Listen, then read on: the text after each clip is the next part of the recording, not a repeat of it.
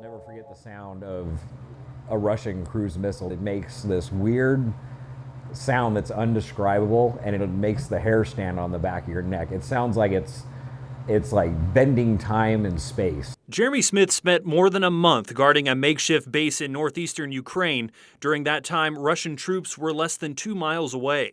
We had probably about 30 rounds impact inside our perimeter. I had one round impact about 10 meters from me. He brought home some of the shrapnel to show his fiancée. He flew overseas last March and joined the International Foreign Legion of Ukraine, well aware that he may never come home. We had guys from, Germany, Poland. His group of roughly 50 men set up a base in an old industrial area. We could hear the shrapnel ripping through the trees and bouncing off the concrete wall. Weeks into the trip, a major setback. Smith was sick, very sick.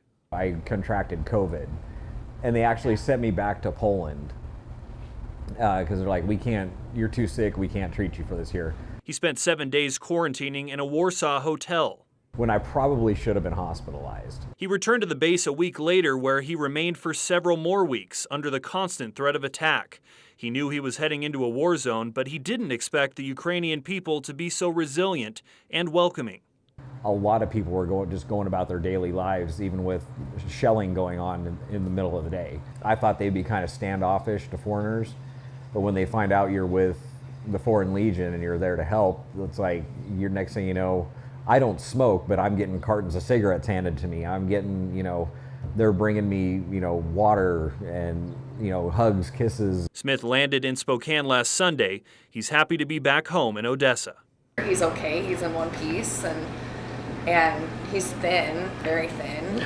Before he left for Ukraine, Smith promised his fiancée he'd make it home for their wedding in June. It's a promise he's kept. It was only, 45 days, but it was way too long for me. Jeremy says he does not regret his decision to go to Ukraine. I asked him if he would go back. He said he would. However, he promised his soon-to-be wife that this would be the one and only trip. In the newsroom, Kyle Simchuk, KREM 2 News.